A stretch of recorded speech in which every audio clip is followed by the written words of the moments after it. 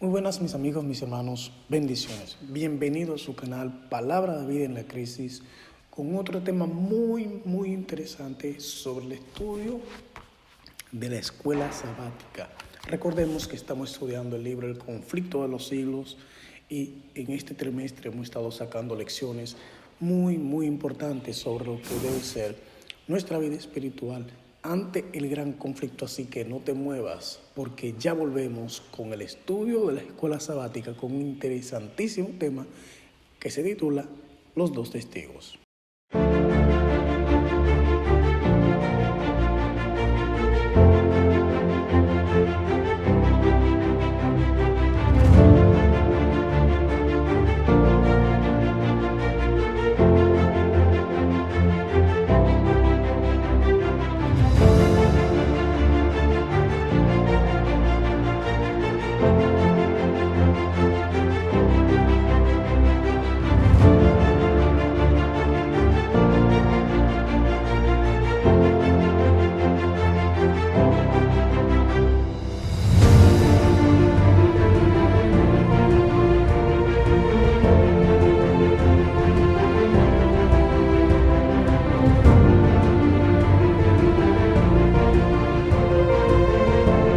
Aquí estamos para compartir con ustedes esta interesante lección de la escuela sabática titulada Los dos testigos. Hemos estado navegando sobre el tema del gran conflicto.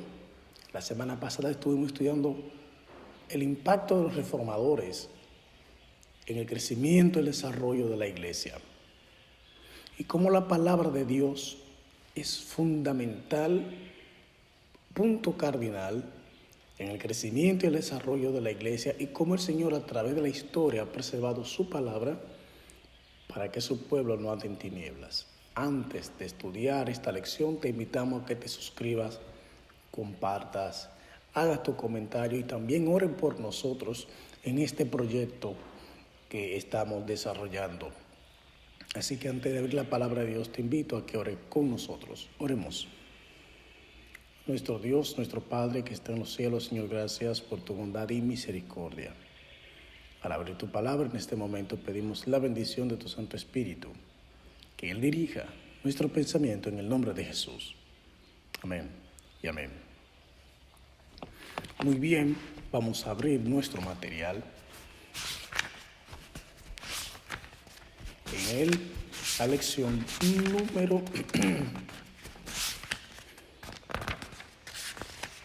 número 6 para este tiempo, que se titula Los dos testigos. Y el versículo de memoria nos dice: la hierba se seca, la flor se cae, pero la palabra de Dios permanece. A lo largo de los siglos, la palabra de Dios también ha sido despedazada, cuestionada, descartada, encadenada en monasterios y quemada en plazas. A pesar de todo, la escritura ha prevalecido, porque es la palabra de Dios. Y como el versículo de memoria así lo dice, permanece para siempre. Casi siempre nosotros se nos ha enseñado que la palabra de Dios es una escritura, propiamente dicho. Y no, la escritura es el medio por el cual Dios nos da su palabra. Esa es la forma en que para nosotros como seres humanos, una de las formas para la cual nosotros los seres humanos recibimos esa palabra de forma escrita. Hay que recordar que hubo un momento en la historia donde la palabra de Dios no era escrita, sino que se transmitía de Dios al hombre de manera directa. Ya cuando el hombre comenzó a perder esa relación íntima con Dios, esa forma más directa, no porque Dios haya querido cambiar de método, sino que tristemente el hombre, en su desconexión, en su falta de entrega, en su falta de devoción, pues se fue alejando poco a poco de Dios, y Dios buscó la manera de estar más cerca del hombre y de transmitir su voluntad. Aquí es donde surge la palabra. Pues antes era de padre a hijo, de Dios al hombre, de hombre a hombre. Aunque el deseo principal y único de Dios fue siempre tener una comunicación directa con sus hijos. No depender de un intermedio, sino que fuera directamente con Él. Pero tristemente el hombre, en su manera de hacer las cosas, pues se ha alejado de manera gradual de Dios. Entonces, por eso Dios en su misericordia escogió la Escritura para comunicar su voluntad a nosotros. Y gloria a Dios, porque siempre Él busca la forma de estar cerca de nosotros. Y eso es muy importante. Los dos testigos es la lección que estamos estudiando. ¿Y qué es un testigo? Es alguien que ve, oyó, miró y experimentó lo sucedido y así lo cuenta. Hay falsos testigos, pero este no es el caso. Así que los testigos es alguien que tiene ha participado de los acontecimientos y puede narrar con certeza cada suceso, cada momento y hasta explicar el contexto de lo sucedido. Así que esta lección nos llama la atención sobre los testigos. ¿Quiénes son esos dos testigos? Vamos al libro de Apocalipsis, capítulo 3, versículo 3 al 6, capítulo 11, versículo 3 al 6, donde está la lección del domingo. ¿Qué dice esto? Dice, y me fue dada una caña semejante a una vara, y el ángel se puso en pie diciendo, levántate y mira el templo de Dios y el altar y los que adoran en él. Pero el patio que está fuera del templo, déjalo aparte y no lo midas, porque es dejado a los gentiles, y ellos hollarán la ciudad santa 42 meses. Y daré potestad a mis dos testigos, y ellos profetizarán por 1260 días vestidos de cilicio. Estos son los dos olivos y los dos candeleros que están en pie delante de Dios de la tierra. Si alguno quisiera dañarle, y sale fuego de su boca de ellos, y devora a sus enemigos. Y si alguno quisiera hacerle daño, debe ser muerto de la misma manera. Estos tienen potestad de cerrar el cielo para que no llueva en los días de su profecía, y tienen potestad sobre las aguas para tornarlas en sangre, y para herir la tierra con toda plaga cuantas veces quisieren. Es interesante lo que describe la Biblia aquí al principio de los dos testigos. De hecho, estamos hablando del libro de Apocalipsis. Es interesante y muy necesario saber que la mayor parte de la comunicación del libro de Apocalipsis es totalmente simbólica. Muy pocos aspectos en el libro de Apocalipsis se comunican de manera literal. La mayoría de las figuras que aparecen en el libro de Apocalipsis son totalmente simbólicas y por lo tanto hay que recurrir a otros libros de la Biblia para poder entender claramente a lo que se está refiriendo el libro de Apocalipsis. Para decir que el libro de Apocalipsis recoge todos los libros de la Biblia. Y para poder entenderlo regularmente hay que ir a los aspectos donde el libro de Apocalipsis está hablando de ese tema de manera específica. Aquí habla de los dos testigos. Y estos testigos lo menciona de que estos testigos iban a profetizar por 1260 días vestidos de cilicio. Así que también habla de que estos son dos olivos y dos candeleros. O sea, no se está refiriendo a dos personas, porque dos personas no son olivos y dos personas no son candeleros. Entonces, ¿a qué se estará refiriendo exactamente el libro de Apocalipsis cuando habla de estos dos testigos? Dice que son dos candeleros y dice que son dos olivos. ¿Dónde menciona la Biblia estos dos aspectos? Bueno, en el libro de Zacarías, capítulo 4, allí es donde se habla exactamente de esto. Y vamos allá, libro de Zacarías, capítulo 4.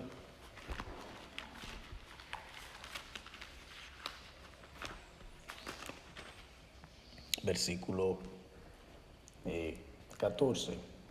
Dice, entonces él dijo, estos son los dos ungidos que están delante del Señor de toda la tierra. Ahí es donde habla exactamente de eso. Y vamos a ver en el capítulo 4, habla de, exactamente está dando el contexto de la reconstrucción de la ciudad de Jerusalén. Esta lección puede ponerse un poquito larga, pero es necesario para que nosotros podamos entender algunos detalles que menciona la Biblia en cuanto a los dos testigos, ya que en el contexto que estamos estudiando en esta semana, pues es el libro del conflicto de los siglos, del capítulo 12 al 17, pues estamos hablando de todo lo que fue prácticamente la Edad Media y cómo de algún modo la iglesia romana de ese tiempo quiso de algún modo vedar o ocultar la palabra de Dios de la mayoría de las personas. Pero vamos a ver cómo Dios en su misericordia logró preservarla. Así que habla de la reconstrucción del libro de la ciudad de Jerusalén, perdón. Entonces vamos a tomar ese contexto porque de eso es que está hablando. Y allí donde se habla exactamente son los dos olivos y los dos candeleros. Entonces el versículo 11 dice, mas hablé y le dije, ¿qué significan estos dos olivos a la derecha del candelero y a su izquierda?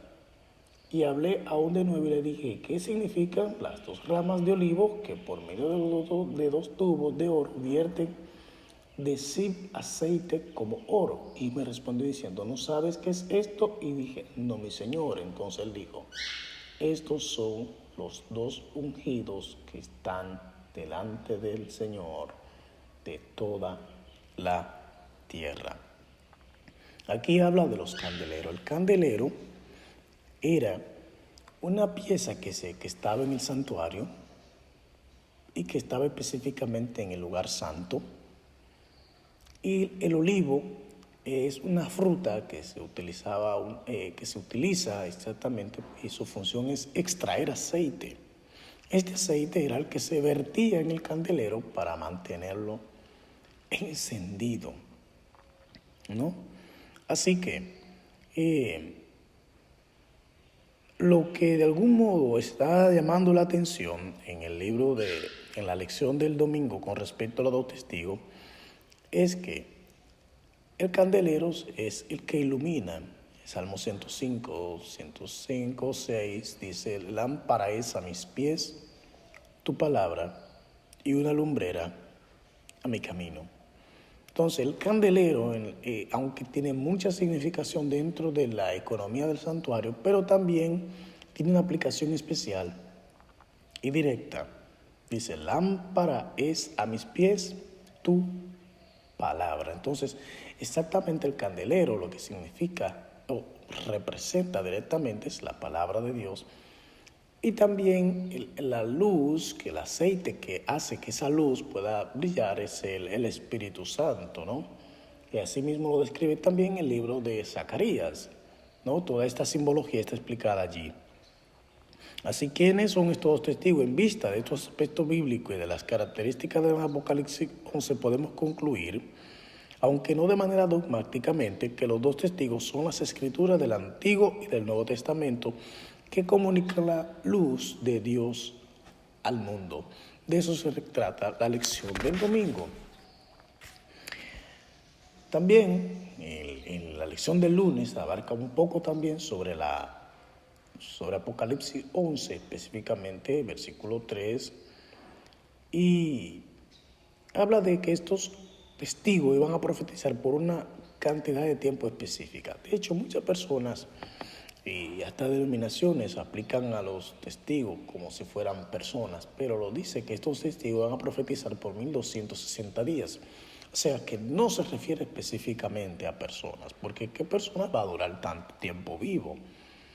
Ni siquiera Adán ni Matusalén, que han sido los seres humanos que más han vivido sobre la tierra, alcanzaron a vivir ni siquiera 1000 años. Por lo tanto, no se refiere a ellos de manera específica. Así que estamos hablando de manera simbólica, no de manera literal. Así que es importante que sepamos eso. Así que cuando esté hablando de Apocalipsis capítulo 3, está hablando de 1260 días o 3 meses, como menciona la Biblia en muchas ocasiones. Está hablando de un periodo profético de manera precisa. Así que, ¿cuándo comenzó este periodo? Bueno, Según hemos estudiado anteriormente, este periodo comenzó en el 538 después de Cristo y termina en el 1798 después de Cristo también. Cuando durante este tiempo que nosotros hemos estudiado un poquito, menciona lo que nosotros se conoce en la historia como la Edad Media, la Edad Oscura, 1260 años, desde que el papado tomó la hegemonía en el 538 hasta que he tomado preso en el 1798, pues es cuando todo este tiempo profético ya estaba determinado que iba a ser de ese modo. Durante ese tiempo los testigos estaban en saco de silicio, estaban de luto. ¿Y por qué de luto? Porque de algún modo se había vedado la oportunidad a todo el mundo de tener en sus manos un ejemplar de la Biblia. ¿Por qué? Porque se entendía que las escrituras era específicamente de interpretación privada o exclusiva de los clérigos, de los teólogos de ese tiempo, que solamente ellos podían interpretar correctamente las escrituras y que no había otra persona fuera de esa clase, de esa categoría, que pudiera de algún modo dar una aplicación correcta a las escrituras. Así que, tristemente, esto muchas veces sirvió para que se manipulara, para que se tergiversara, para que se torciera el sentido correcto de las escrituras. Por eso, como estudiamos en la lección anterior, muchos de la función principal de los protestantes, de los reformadores, era buscar la manera de cómo la gente pudiera tener en su mano un ejemplar de las escrituras de acuerdo al idioma que hablara. Y así poder entender ellos la voluntad de Dios de manera directa sin tener necesariamente que utilizar a un intermediario para entender la voluntad de Dios. Tristemente, muchas veces hoy sucede lo mismo, donde muchas veces se depende de otro ser humano para entender la voluntad de Dios a través de su palabra, cuando Jesús dijo que su palabra la puede entender hasta un niño. Claro, hay cosas de las escrituras que necesitan profundidad, que necesitan dedicación, que necesitan entereza, que necesitan un intelecto agudo y profundo para poder manejarla. Pero eso nunca está vedado a ningún ser humano, porque todos tenemos la capacidad de pensar y de razonar de acuerdo a lo que se nos presenta delante de nosotros. Lo que muchas veces se hace como quiere hacerse ver como imposible es que no hay posibilidad de que todo el mundo pueda entenderlo. Y sí, todo el mundo puede entender las escrituras, si se da de la manera sencilla en que Dios la expresó. Así que estos periodos proféticos estaban dados ya de antemano, y el capítulo 11 habla de lo que fue todo este tiempo, ¿no? Donde los reformadores, los valdenses, Juan Hus, Jerónimo, Martín Lutero, Ulrico Zwinglio, Juan Calvino, Juan y Carlos Wesley y una multitud de otros reformadores fueron fieles a la palabra de Dios tal como ellos la entendían. Lección del martes. Los dos testigos son asesinados. En el 538, con el imperio romano pagano ya derrumbado, Justiniano, el emperador romano, entregó la autoridad civil, política y religiosa al Papa Vigilio. Y comenzaba el largo periodo denominado la Iglesia medieval, que continuó hasta 1798. El general francés Berthier, siguiendo orden a Napoleón, marchó sin oposición hacia Roma el 10 de febrero de 1798. El Papa Pío VI fue tomado cautivo y llevado a Francia, donde murió. Esta fecha marca el fin proféticamente predicho de la autoridad secular de la Iglesia romana en los años 1260 días que se describen en Daniel y Apocalipsis. En la Revolución Francesa, que fue la etapa de la historia donde el final de este periodo profético terminó, marcó un antes y después en la historia de la humanidad. En ese tiempo surgieron dos movimientos que han revolucionado el pensamiento humano, que es el Renacimiento y la Ilustración. Se llamó Renacimiento porque era como que la humanidad comenzaba otra vez de nuevo, y se llamó también Ilustración porque se le dio la oportunidad a que el pensamiento del hombre fuera expresado. Claro, el hombre como la experiencia humana regularmente es pendular, el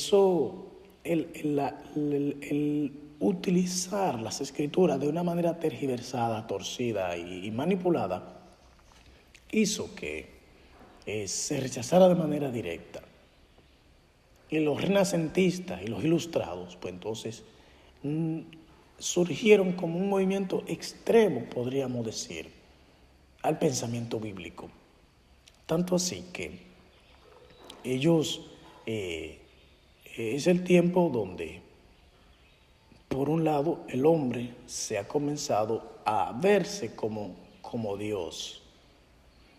Y se ha creído semidios por el hecho de que entiende que él se basta a sí mismo y que la ciencia que él puede desarrollar, independientemente alejada de Dios, pues puede ser utilizada como la herramienta que él necesita para prolongar la vida, para curar sus enfermedades, para desarrollar la sociedad y todo este tipo de cosas, cuando totalmente ha sido otro error de la humanidad.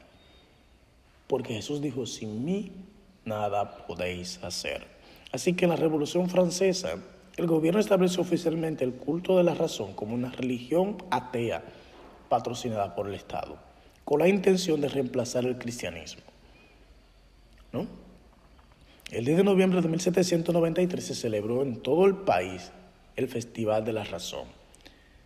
Y de ahí incluso surgieron varios personajes que de algún modo quisieron unir la iglesia con este movimiento, y uno de ellos fue René Descartes. René Descartes, que quiso unir a los científicos con lo religioso, pues recordemos que él es uno de los promotores de las matemáticas, de la medicina y otras ramas del saber, y él quiso utilizar esta herramienta para atraer a los científicos como en una amistad con la iglesia. Y de allí surge un movimiento que busca solamente entender a Dios en la medida de lo que su razón le permita. Y eso se llama teísmo. Entonces, el teísmo lo que busca es entender a Dios en la medida de que su razón se lo permita. Y si la razón no es capaz de asimilarlo y entenderlo, pues eso no entra dentro de esa categoría, o mejor dicho, dentro de esa forma de concebir a Dios, ¿no? Así que el enemigo inclusive en ese momento no dejó de obrar y trató de mezclar ciencia, razón humana con espiritualidad, cuando eso tiene un orden. Y de hecho René Descartes planteó, para poder como armonizar esto, lo que se llamaba el plano cartesiano, que se utiliza muy bien en matemáticas, pero que también tiene una aplicación espiritual. Él decía que el hombre está dividido en cuerpo y espíritu, ¿no? Cuando ya está más que demostrado que el ser humano es una sola entidad y tiene tres facultades, las cuales interactúan de manera armoniosa entre sí, y que cuando una se afecta, la otra termina perjudicada. El hombre es espíritu, mente y cuerpo. Por lo tanto, es importante saber que cuando la facultad espiritual es afectada, la facultad mental y física termina siendo afectada. Cuando el físico termina afectado, la mente y el espíritu también, y cuando la mente termina siendo afectada, el espíritu y el cuerpo también termina siendo afectado. Así que René Descartes lo que trató fue de que esto pudiera tener aspectos distintos, pero tristemente no lo logró, perdón, aunque tristemente no era el plan efectivo de Dios. Lección del miércoles. Los dos testigos resucitan. Apocalipsis 11:11 dice lo siguiente. Vamos a leerlo.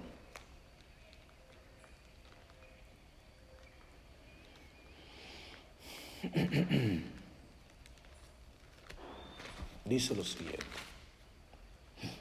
Y después de 3 días y medio, el Espíritu de vida enviado de Dios entró en ellos y se alzaron sobre sus pies y vino gran temor sobre los que lo vieron. Al final de la Revolución Francesa, la palabra de Dios en sentido figurado resucitaría.